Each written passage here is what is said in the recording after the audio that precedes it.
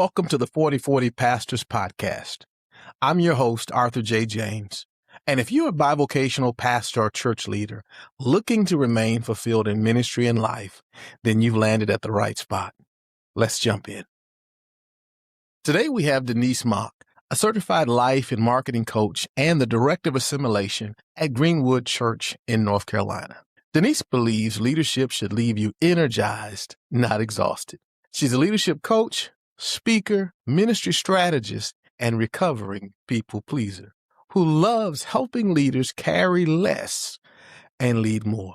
Whether she's coaching executives, serving churches, or helping organizations untangle people and process problems, Denise has a gift for making complicated things feel simple. It is my honor to share with the 4040 Pastor Podcast, Miss Denise Mock. Denise, welcome to the 4040 Pastors Podcast. Thank you. I am delighted to be here. Thanks for accepting the invitation. Listen, I want to jump right in. You've got so much of a wealth of background and information, particularly as it relates to helping women and ministry leaders avoid burnout, which is right up the 4040 Pastors alley. Would you share with us, for that pastor, that ministry leader that's watching, who's in two worlds, two callings, what your world actually looks like on a weekly basis, a normal week, with you being a certified coach and also the director of assimilation at your church? Wow, that's a great question. People often see the platform, but they rarely see the balancing act of being in two different worlds. I think for years, there's a ministry world of loving people, solving problems, leading teams, but there's also a different world, in the coaching world, serving, doing organizational stuff, operation stuff. And, sometimes my mornings are in meetings like you were talking about earlier. The afternoons could be coaching clients, and in the evenings I could be doing stuff at church. So it's not really as much about working two different jobs. It's about living out one unique calling in two different places. So for the person who's in that world, can you talk to us a little bit about your journey and what gave you a passion for helping people avoid burnout, specifically women in ministry? Well, I think, you and I talked about this a couple of weeks ago, but I think we provide the thing that we wish that we had had when we were in ministry. And I think I wish that I had had somebody like years ago when I had started, just a safe place to be. I wish that I'd had some people who uniquely understood the challenge. And I think, being in two different worlds, and they're both very challenging, but also very rewarding. And it's one of those things you can't not do when you're, I've worked in secular jobs without ministry, and I've worked in ministry without secular jobs, and I've done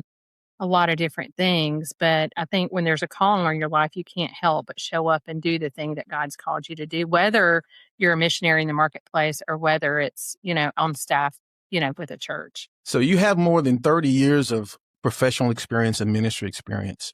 You said they're both challenges as well as successes. What's been one of the greatest challenges that you've experienced in your leadership roles? Man, I think loving people, walking beside people, the messiness, of working with people. Paperwork's a whole lot easier than people, but also people.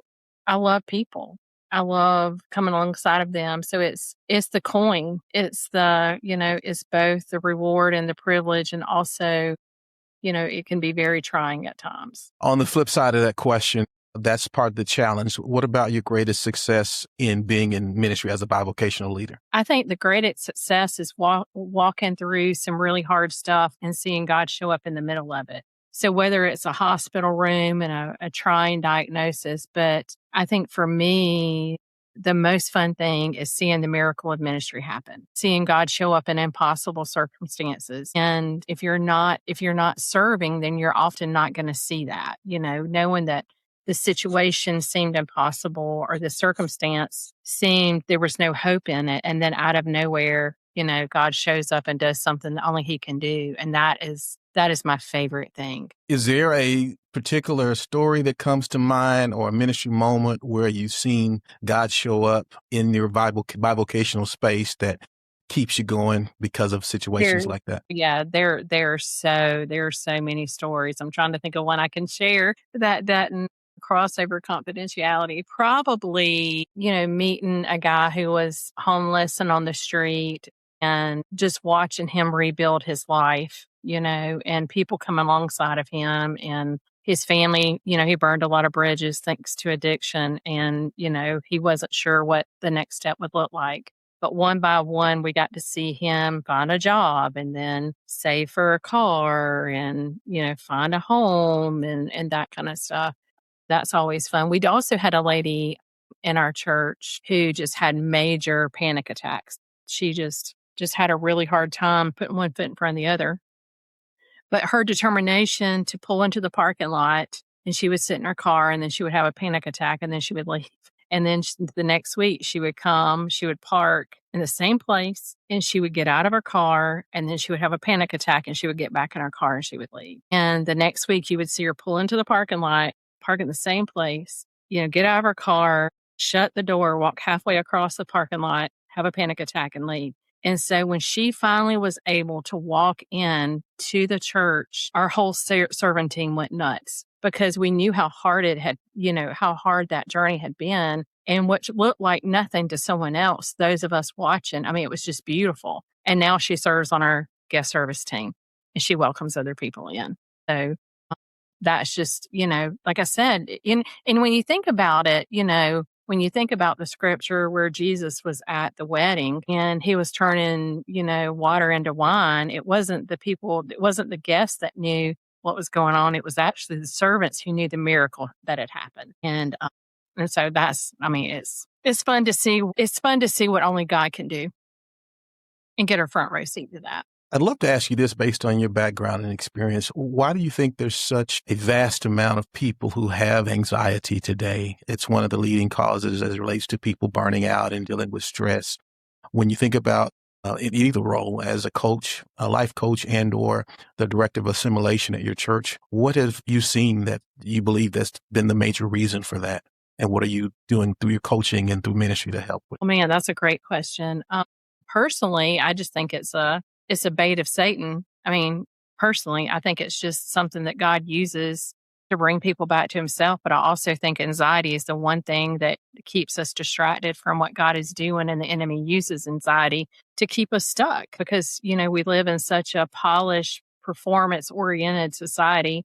I didn't grow up with social media. So, I think a lot about our 20-year-olds and 30-year-olds who everything they do is there's a spotlight on it. And so, as an older person, I can just show you my highlighted reel, but, everything, in the 20 and 30 years old, I mean, they're taking pictures of their supper. Like, I just think there's so much emphasis on the performance of things. And I think that creates a lot of anxiety. So not only from a mental health standpoint, but I just think we're just all consumed with what you're doing and what I'm doing and how do I compare to what you're doing and what are you doing? And then you add FOMO in there, the fear of missing out.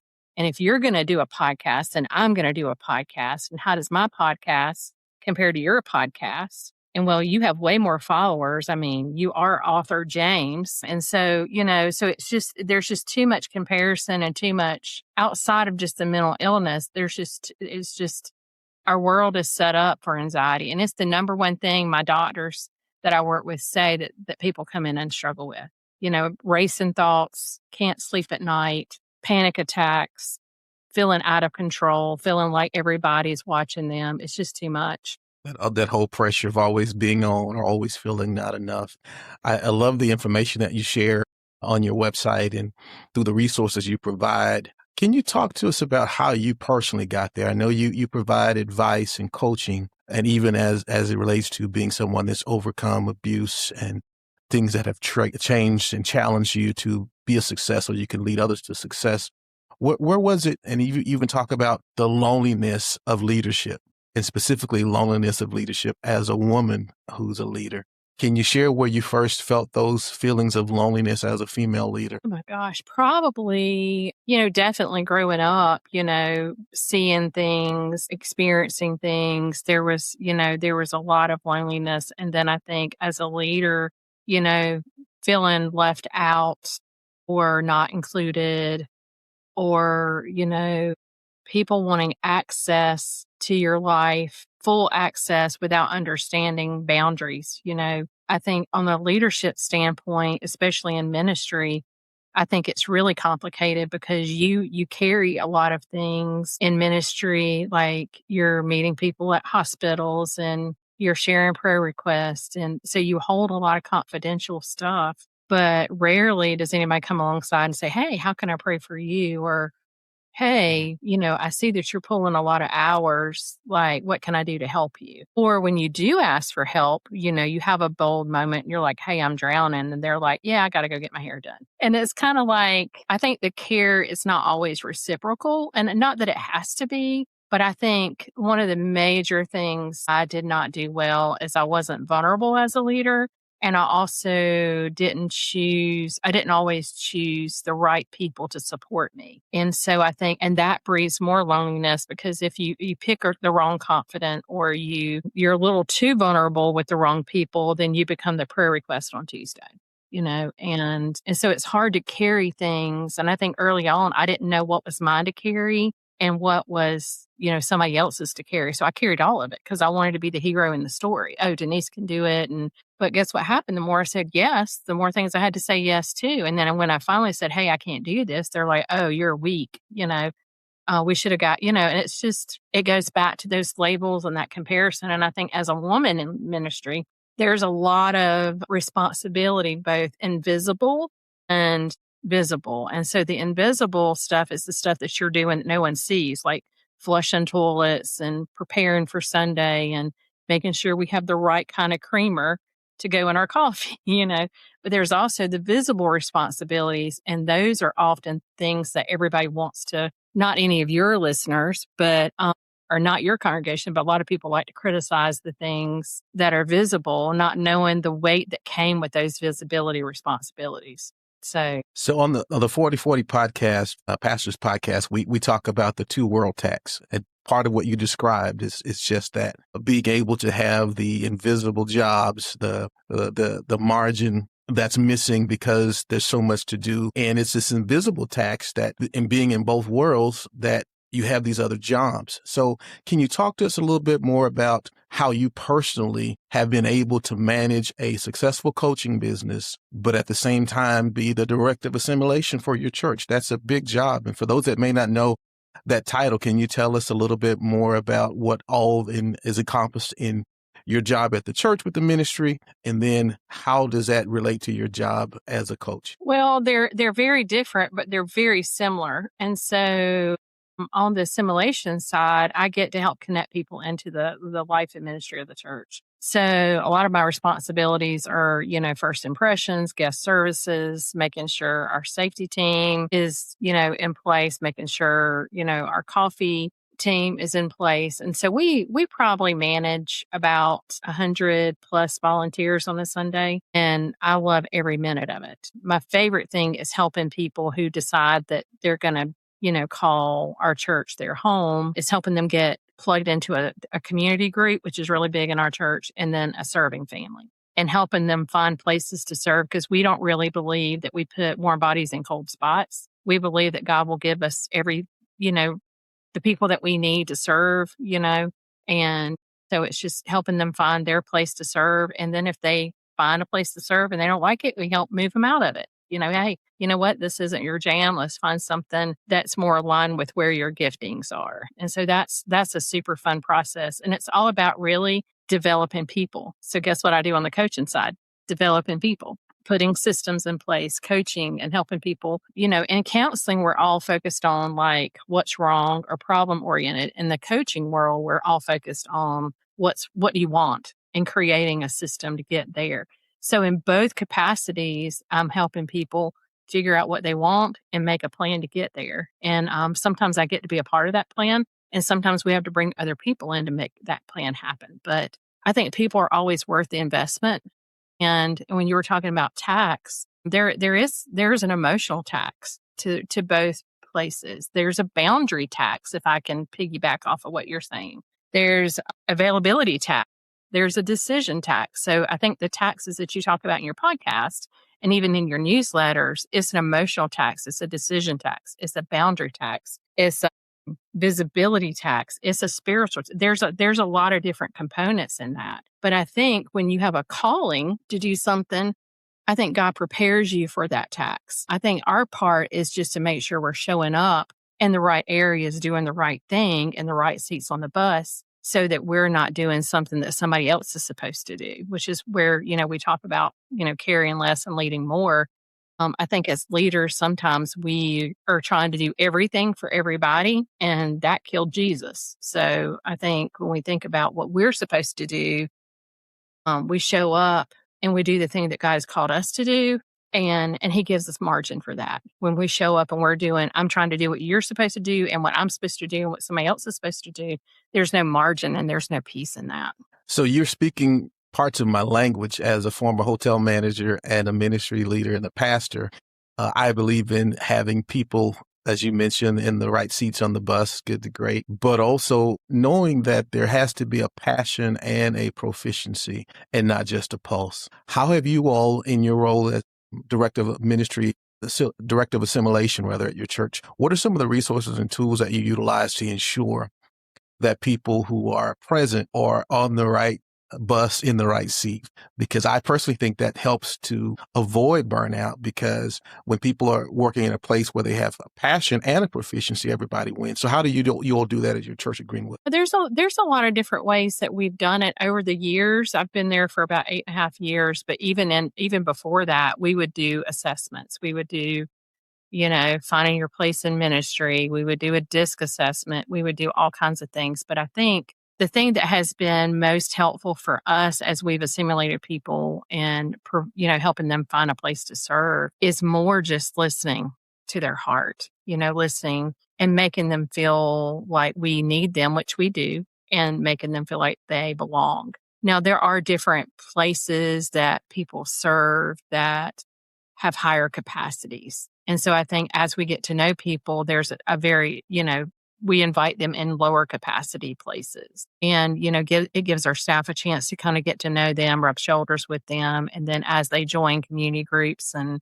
they serve, we see their ability to be dependable. Are they showing up? Are they, if I'm having to chase you, do you really want to be here? Like if I'm always saying, hey, dude, where are you?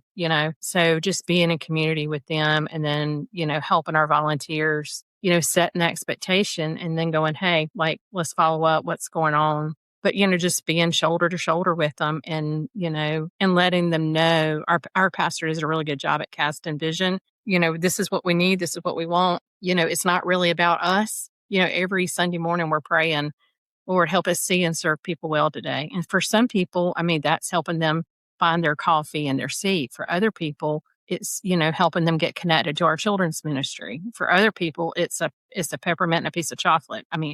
People, for some people, it's providing earplugs for them, but just doing whatever we can to serve them so we remove the barrier so that they can hear from Jesus. Now, with your background and experience, I am dying to ask you this question, and my apologies, it was not a part of the pre-prep questions I sent you. So as a pastor and a ministry leader in creating culture, how do you do it?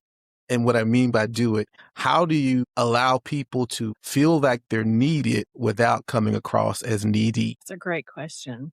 How do I help them feel they're needed? Is that the question? Yes. Without feeling needy as a ministry leader, that we got to have, because the old John Maxwell phrase, you can't lead people if you need people. How do you work through that balance of letting people feel that they belong, like they belong and that they're needed without coming across as being quote unquote needy? Well, I think the first thing for me I had to realize is people aren't going to help me. I need to plug them in to help in the church. So I had to kind of remove me from that quotient. And I have to rely on God to equip his church. And so, there's a couple of times on Sunday morning, I already know I'm starting to get text message. I'm not going to be here. I'm not going to be here. Something happened, whatever. And I start stressing. And then I'm reminded God takes care of his church. And so out of the blue, different people will show up. It's not their week to serve and they'll show up. So God takes care of his church. But I do think, we pray for people to come alongside of us, but we also, it doesn't matter if we need help or not. We're always going to say we need help because we're about a bigger purpose. We're about Like a lady told me Sunday, she's like, you have plenty of people in team 4. I don't think I want to serve anymore. I'm like, we don't have enough people. And I had to explain to her what we're doing on team 4. So our team 4, we have a lot of people in recovery. And so team 4 is all about partnering our volunteers with our recovery community to help them serve together. So it looks like a really large team, but it's not, because the purpose on that team is way different. And so it's a very large team, but I'm trying to mix. I want our recovery friends to serve alongside of our non-recovery friends so that they can build a relationship. And so when I told her that, she's like, oh my gosh.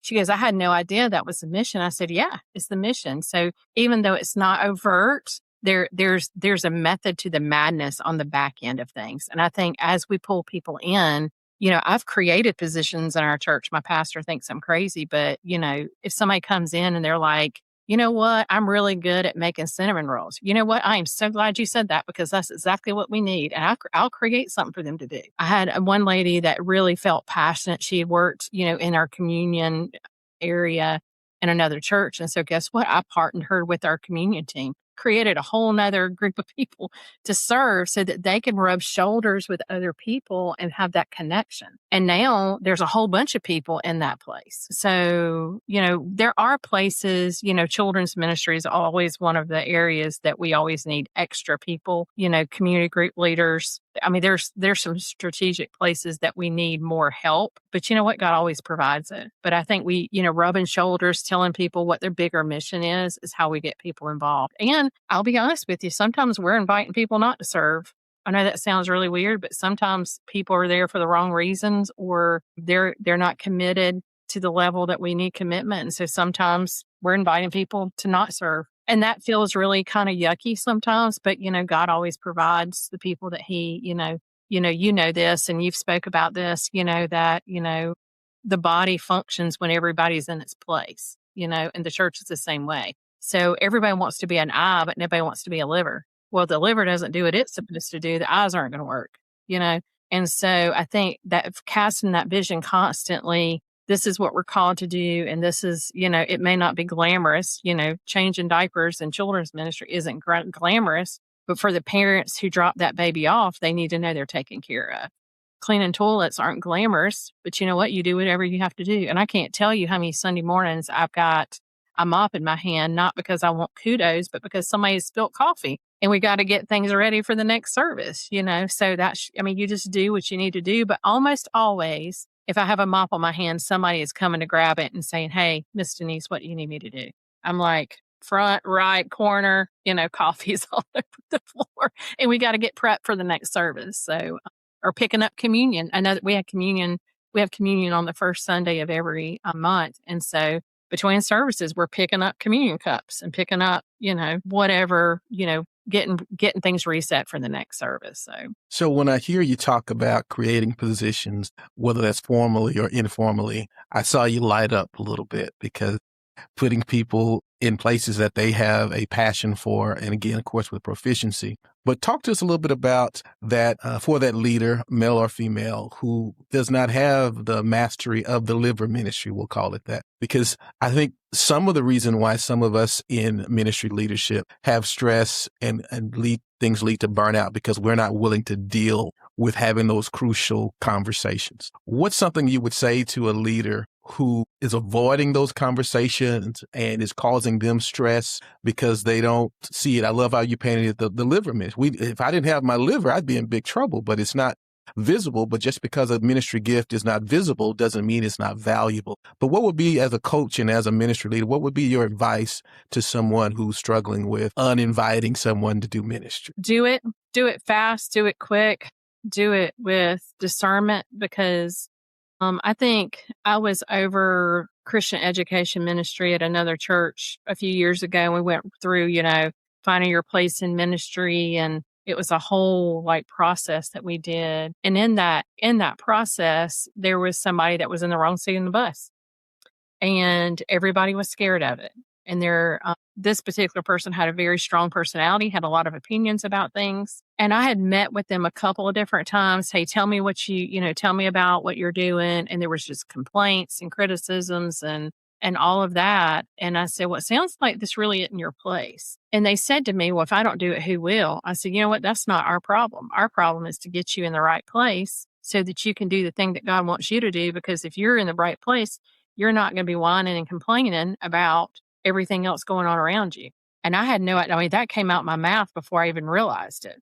And so then I got in my car and I was like, well, that was fun. Let's see what happens. And so, and I had the backing of my senior pastor, so that was great. But I was a little nervous how all that would work out. And so this person resigned. They always do the public, and of course they threw some shade in there and was like, Denise told me, that it's time for me to go and all this stuff. And so, but the minute she announced her, departure or her exit, she never left the church, but, she was still around, but her departure and exit from that ministry, 3 people instantly was like, hey, how can I help? Wow. And so sometimes people aren't going to show up and volunteer if there's not a need there. So like my personality, if it was something I felt like I needed to do, I would show up and say, hey, if you need help, let me know. But these people were already kind of in the background, feeling a nudge that way, but didn't feel needed. So it wasn't until we moved this person out of that place that they had a place to step up. And so as soon as this person was removed, invited to serve somewhere else, then, did they have the ability to lead? And, and last I checked, they're still leading in that area and it's been many, many years. So if I'm hearing you correctly, it sounds like, and I don't want to put words in your mouth, but here's what I'm hearing and how my mind thinks, that sometimes when we're not willing to or afraid to make the tough decisions because we're on the verge of burnout, being a bivocational ministry leader, that we could be possibly blocking our blessing because we won't deal with the hard conversations. Would that be an accurate assessment from your perspective?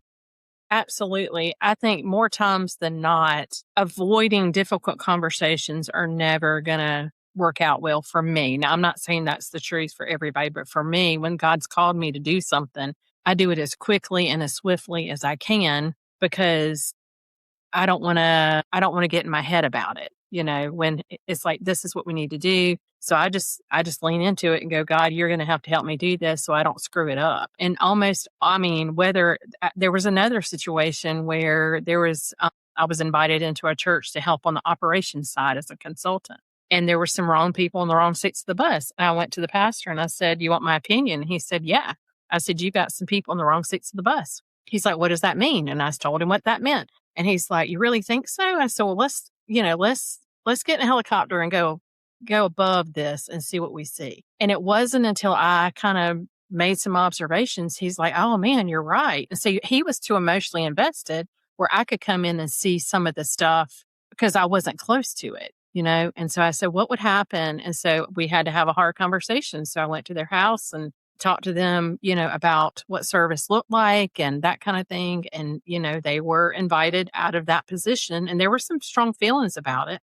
But the minute they were invited out and the dust settled, there were other people that were ready to take over and do the thing, that they were called to do, and that confirmation, even though it was hard, I think a lot of things that we perceive hard are just unfamiliar. So in that unfamiliarness, hard, we avoid conflict, but conflict is nothing but an opportunity to see God do what only He can do. And in both those situations, I was just a messenger, but I had a front row seat to see what God was going to do. And He did it. He didn't need me to do it, but He used me to do it. And because of that, some people got to really see and experience God in a different way. And I'm always going to be on board with that. Like I don't love my husband says I eat conflict for breakfast. I don't. But if it's going to move us closer to where we need to be, heck, why are we not doing it? Now, let me ask you this. What percentage of burnout do you think is tied to this whole issue of not dealing with the hard stuff in ministry as a leader? I'd love to hear your take on that. 285%. A lot. I think a lot of our burnout, and you're the expert on burnout, but I think a lot of our burnout comes from not doing hard stuff and not having the bold courage to step up and take care of stuff. And I really think if we're going to have courage, we're not going to have courage without opportunities to be courageous. So if I want to learn to be brave, I'm not going to read about it. God's going to give me opportunities to be brave. It's like patience. I don't learn patience by reading a book. I learn patience because God gives me opportunities to practice it, and it's the same thing like with burnout. Like, I think we let a lot of things go and we passively hope that God's going to miraculously, and sometimes he does fix it. But a lot of times he's asking us to do bold things, bold and courageous things. And sometimes it's not about them. Sometimes it's about us, doing hard things isn't about letting hard days win. It's about moving past our comfort zone. And all about that, moving past our comfort zone and doing something a little scary that makes our heart beat faster because there's a greater purpose on the other end of it. Wow. Good stuff. I want to go a little bit deeper now in the conversation tied to the whole issue of isolation and loneliness as a leader, particularly a bivocational leader. Talk to us a little bit about where your sense of being okay with the health of loneliness that is not isolation, if that makes sense. I think you read one of your posts that shared just because leadership is lonely doesn't mean that you have to have isolation. Can you unpack that a little bit?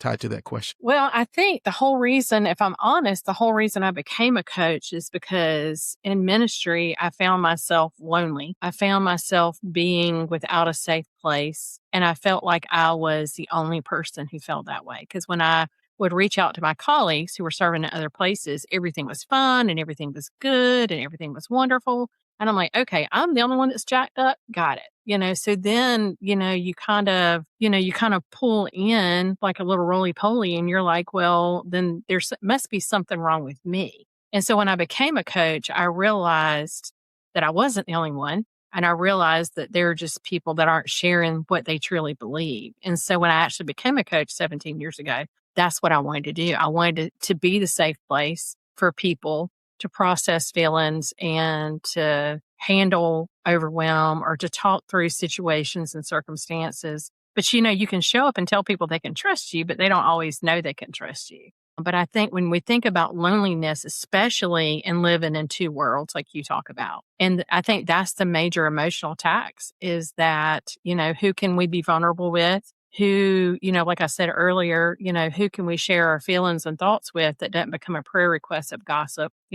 Will people see us? Will they be disappointed? Because I really don't think our main thing is, I think as leaders, I don't know about on your end, but on my end, I don't think rejection or the fear of rejection is our main issue. I think it's, are they going to be disappointed with me because I can't carry this? Are they going to be disappointed with me because I dropped this? And I think as a woman in leadership, how much is too much? And oftentimes I know that I don't realize I've carried too much until it's already on my plate. So how do I get it off my plate? Because now I realize that, it's too much. And that loneliness just spirals. Like, I can't do this. I don't know I'm going to do this. I'm not enough.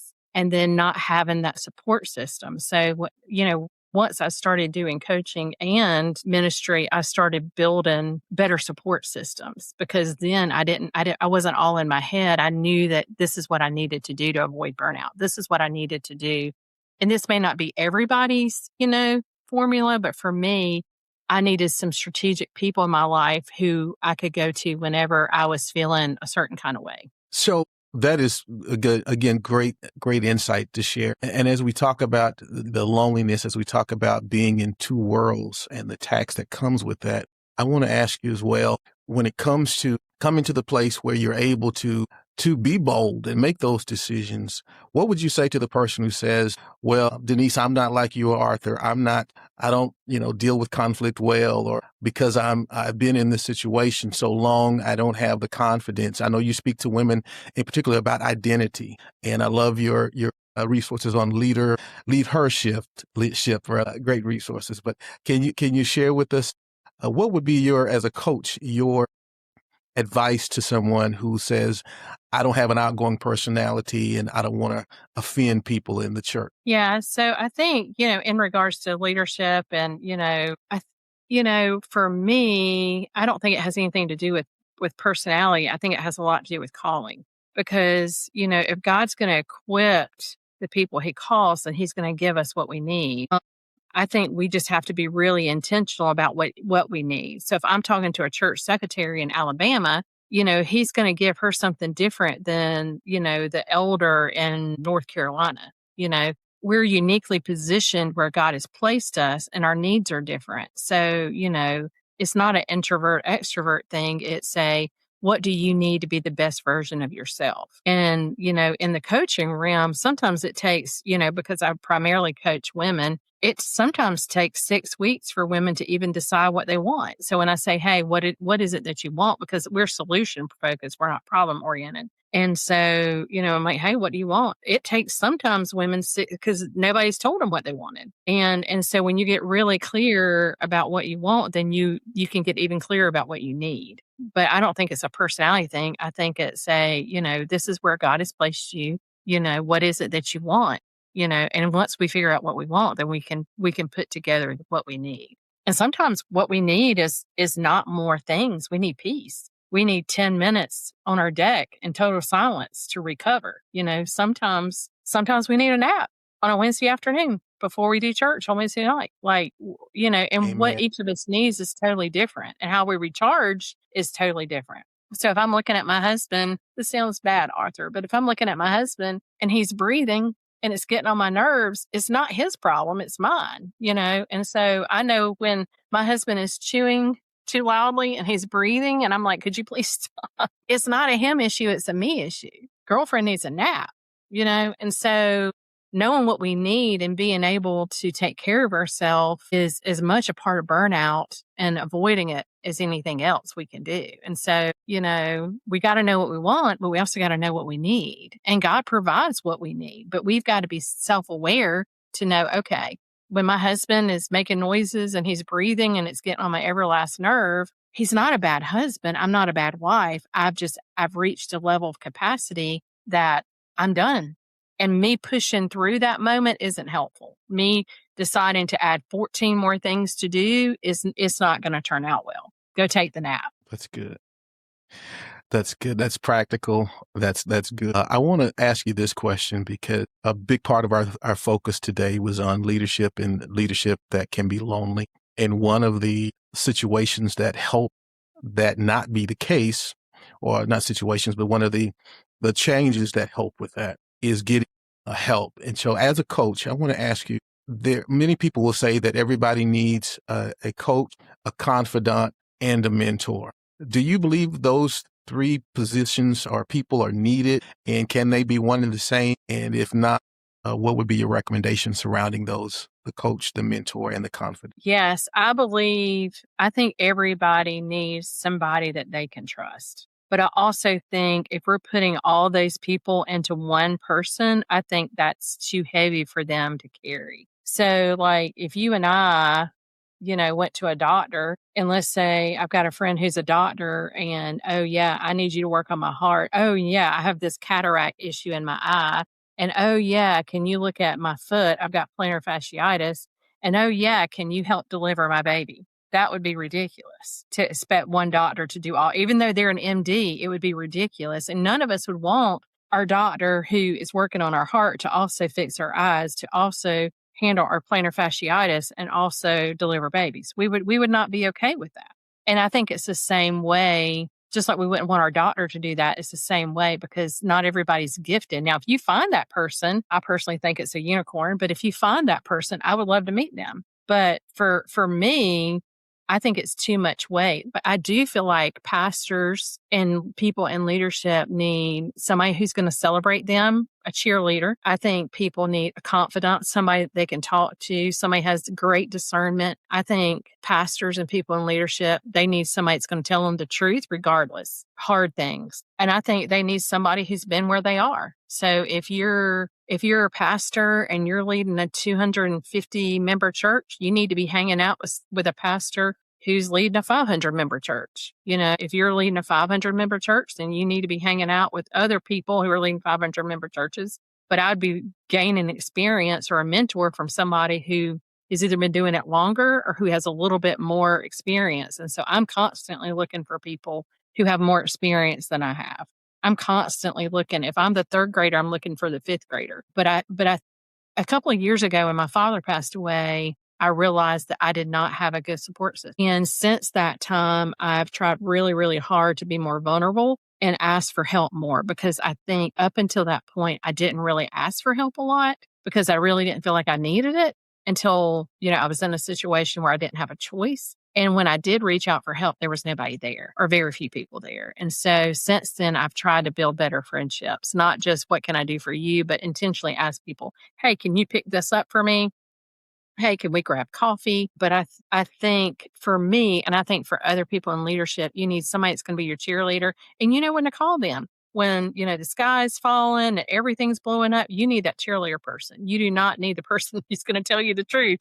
Yeah, you suck at this. This is awful. Like, you don't need that person. You need your cheerleader. I also think, when you're having to make some hard decisions around staff or around budgets or around policies or where you're going to put the light in the parking lot, you need somebody that's got some discernment and some wisdom. And that doesn't mean your cheerleader can't have wisdom. Yeah, we all need wisdom. But what I'm saying is, if you've got a particular question, you need to know the right person to ask the question to. But there have been some times in my life I just needed somebody to tell me the truth. And I didn't have anybody that was brave enough to tell me the truth. And it's not just you've got broccoli in your teeth, Denise. It's like, hey, you know what? How you handled that situation wasn't good. Or your approach was a little too abrupt. How's your time with Jesus? Mm. Just you need some people in your life that are just going to tell you the truth. And so I think having those strategic relationships, are so important to not only our spiritual growth, but our personal growth. You got to have somebody in your life who's challenging you. Hey, tell me what you're learning. Tell me what you're doing. Tell me about, how are things with you and your husband? Hey, how did that situation work out with your kid? Somebody that you allow in your Kool-Aid. It makes all the difference. So personally, I haven't found that one person who can be all those things, but I also don't think that's healthy, because what if that one person leaves? Then all of those people have all those different things that you lean so heavily on. They leave too. And I think that's a lot of times what happens on the ministry front. You have one or two people who are in all those places, and then the church asks you to leave. That's traumatic. Or, you're moved to another position. So you lose all of those connections and all those people that mean so much to you. And I think that's been the hardest thing, is we've navigated through different churches and different ministries. My husband often moved me to the next place, and the church felt some kind of way about that. They felt abandoned by me, or they felt abandoned because I didn't stay in connection with them like they thought I should.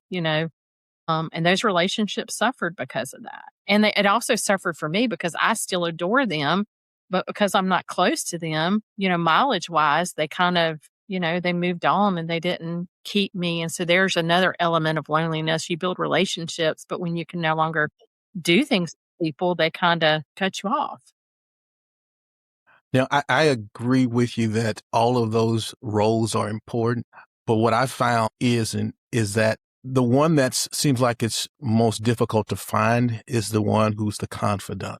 We use the phrase a lot, even though we don't walk it out the way it should, in my opinion, an accountability partner. Can you talk to us? And as we get ready to move toward the close of the episode, I want to talk to and have you talk to us rather about strategies and implementation of practices that you have found successful. So here's where I'm going with this question.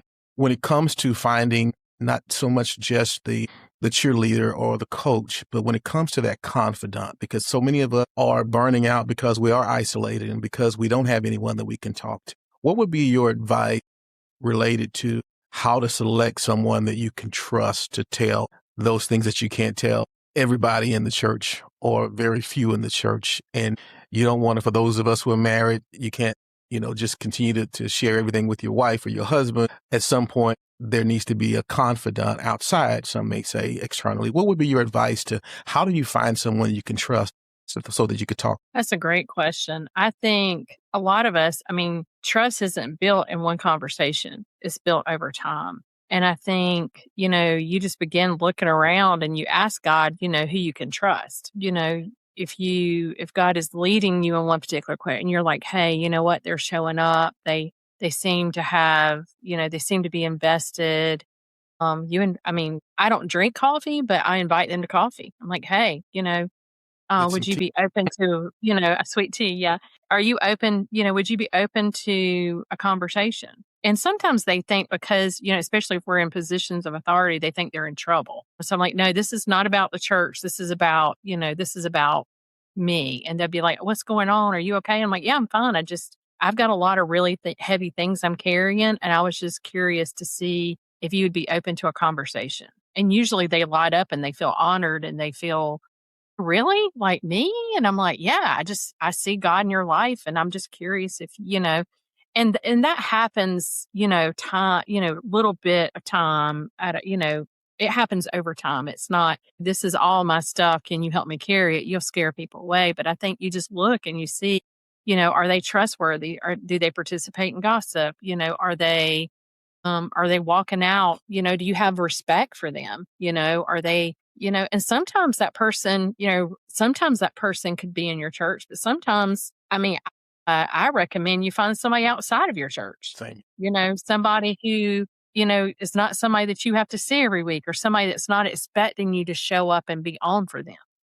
That's why I lead things like leadership because it's a safe place for people to just be themselves. Nobody's asking them to do anything. Sometimes there's like a little one-up-ish thing that goes on, well, my church is doing this. Well, my church is doing this. But usually it settles and people, they'll say something like less scary and they'll be like, so, and then, there's no judgment. And so then they bring a little bit more. And so I think as you build those people, especially the confidant, because it's so important, you've got to risk, being vulnerable a little bit and say, okay, like, would you be willing to grab coffee or can I talk to you? And sometimes it means hanging out 10 extra minutes if you're looking for that person in your current community. I'm a real advocate for finding somebody outside of the people you shepherd so that, you can trust it a little bit more. It's a little bit safer. But I think that's a huge part. And it's something we all need as leaders to have somebody that we can trust and talk to. So looking back over your journey, Denise, what has it been the 2 to 3 major big rocks that you would say that has helped you either avoid burnout so that you're still doing it some 30 years later and or recover from burnout that you could share with our audience? I think having, intentionally plugging into the things that matter, spending time with Jesus. I'm less disciplined, so I call it my business meeting with Jesus, where we walk through, attributes, who he is, walk through confessions. I have to do this written because my brain goes in 100 different areas. I really don't think I'm ADD, but I think I have some environmental ADD. So if you ever go in church with me, you're going to be like, what is she doing? I'm taking notes because my brain's not going to focus any other way. And my notes are like, I'm drawing things and adding things and that kind of thing. But I think, Found your own lane. For me, it's my business meeting with God. It's telling, at the beginning of my business meeting with God, you'll see the very first thing I put on there is you are God and I am not. Why I need that reminder, I have no idea. But like somehow I want to help God be God and he does not need my help. So that's like the first thing I have to confess. And so going into, who he is, his attributes, my confession time with him, gratitude. So I usually list 10 or 15 things I'm grateful for. If my attitude's really in the toilet, then it increases to like 25 or 30. And I have a little trick I play with myself. I can't repeat it for 30 days. So I'm pretty good like right now. But when it gets to be about the 28th, 29th, and 30th, our girlfriend has to get real creative. So, and then I go into all the prayer requests. And the hardest part for me is the listening part. So having that intentional time with him and then making sure I'm connected to the people, that we've talked about, like, when's the last time you talked to this person? When's the last time you talked to that person? And intentionally, it's my job to connect with them. It's not their job to connect with me. And I think for a long time, when I was in seasons of isolation, I was like, well, why haven't they called me? Why do I always have to call them? And I think that's just another one of the enemy's, swords, darts that he throws our way, pride, just thinking that, I need to expect this or that. But I think for me to avoid burnout is making sure that the things on my schedule, are the things that I'm supposed to carry. They're not things that other people are supposed to carry. And I think at different parts of my life, I've had 10 or 12 plates spinning all the time. And like most leaders, we like activity because it makes us feel productive. But just recently, God has rearranged some of my priorities. And I think I was headed to burnout and didn't know it because I was kind of successful in all these different places. And God was like, no, we're going to take care of this one. I'm like, oh, no. And so I had to kind of recalibrate some things. And now I'm very grateful for his, but I don't know that I would have done it on my own. So sometimes God does what only he can do for us that we wouldn't have chosen for ourselves. But I think for me, intentional time with God, having a community of support and realizing, the signs of burnout, realizing when the things I enjoy are not things I enjoy anymore, spending more time, at home than I'm used to spending at home and it not refueling me, recharge. What used to recharge me doesn't recharge me. Like paying attention to, the things that you've taught about, this is how you avoid burnout and this is how you handle burnout. But most of us, especially women, we're in full blown burnout before we ever realize it. So then we're having to kind of correct and get things back in alignment because usually we're full on in burnout before we ever realize, we're not headed there. We're already there. So then we're having to kind of backtrack and repair and and it takes a lot more effort when we don't catch it on the early end. And so now I think after doing, being in ministry so long and even after coaching so long, the coaching part is interesting because in those coaching moments, God shows up and I say things to clients I've never even thought of. And I'm like, oh man, that's good. And I realize it's not just for them, it's for me too, And so I'm like, oh, I need not only, am I telling them to put this in place? I need to come, and put things in place for me too. So, but yeah, burnout, I just think we're more productive when we're not teeter-tottering on burnout. We're more productive and it's more life-giving when we have given ourselves margin. So I said a few years back, I said my second book was going to be called I Burned Out and I Didn't Even Know. So when you said that, it's just brought back so many memories. Write it, my friend, write it. So I got to ask you this as well, just a few more questions in our time together. I appreciate your graciousness. Yeah. So one of the keys to avoiding burnout is another B word that you specialize in, and that's in setting boundaries. What would you say to the person, the ministry leader, male or female, who has a challenge creating boundaries because they feel guilty? What would you say to that person? I'm telling you, I don't think I have one coaching session that I ever start that doesn't have the word boundaries in it. I mean, almost all of my clients are there because of lack of boundaries. And, not only do I recommend the books, but there's a quiz that you can take and all that. But boundaries are worth it because if you don't have boundaries, you're leaning into just being people pleasers at the cost of yourself, and we hear all the time, if it costs you your peace, it's too expensive. And oftentimes we don't realize that it's cost us our peace until we've said yes to the wrong thing. Yeah. Denise, can you make 3 dozen cookies? Absolutely. Can you make them for tomorrow? No. Denise, can you help me with this? Absolutely. Can you have it done tonight? No. And there doesn't need to be an excuse. No, I wish I could, but no, it's just no, Just period. simple. It's just no, period. And I think boundaries, and it's so interesting because, working with people, I usually have them do that assessment and their numbers are always surprising to themselves as well as to the people they live with. And the interesting thing with boundaries is once you begin setting them, nobody likes you. And once you have boundaries, you get really kind of upset with other people that don't have any. And so I think as you set boundaries, it's not so much saying no to all the things you love, it's saying yes to all the things that matter. And so, there's a lot of really great things I would like to be involved in, but I just don't have capacity because I'm saying yes to some other things. And one of those is like on Saturday night. On Saturdays, I don't do anything. Why? Because I'm preparing for Sunday. Well, Sunday's not here yet, but I have to mentally and spiritually and physically prepare for Sunday because it's a full, so we get invited. Hey, can we do dinner on Saturday? Wish I could. Nope, sure can't, because I'm not going to be my best self because I'm constantly thinking my brain's already in Sunday. Is that how everybody else works? No, but I'm just telling you, like, I can't hang out with you on Saturday night. I just can't. I wish I could, because if we're going to get together and we're going to have dinner and we're going to talk and eat dessert, I'm not present, one.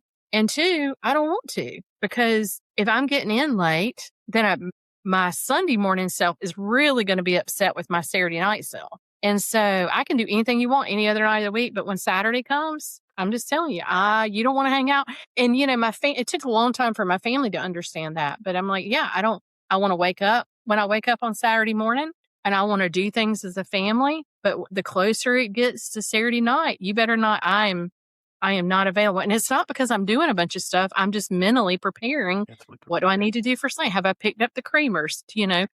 Is there a volunteer I need to check in with? And I try to do all those things on Thursday, but sometimes things creep up and I start getting messages. Hopefully I'm the only one that gets messages on Saturday about who's going to show up and who's not going to be there and, whatever. And so even if I try not to think about Sunday on Saturday night, I'm getting all these messages, so-and-so can't do safety or so-and-so's not going to be able to do this. And so can you do this? And by the way, we need you to, I'm like, so one of my boundaries is I don't do things on Saturday night. I'll do it any other night of the week. But, I always say no to, and every time I do say yes, my future self gets mad because I'm like, Denise, we don't do this. Remember, we don't do this. And so, yeah, I think when you set boundaries, people are going to be mad at you.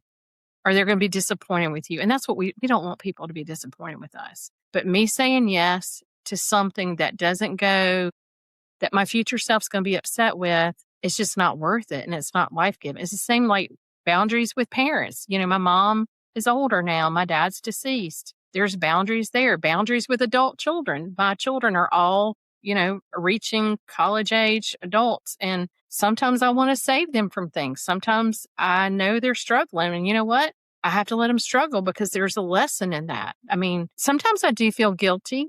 Sometimes I think when you said that, sometimes I do feel guilty, but I have to think through what will future Denise be okay with.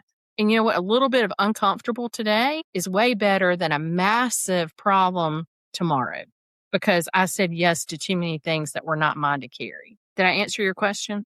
So before we leave, I'd like to, you can hear me.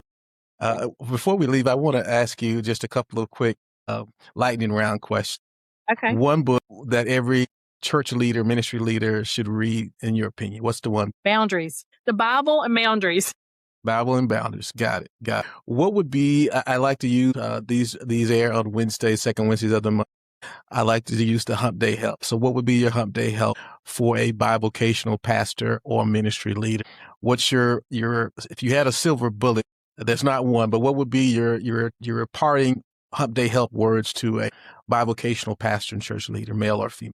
Set boundaries, avoid burnout, carry less, lead more. Love it.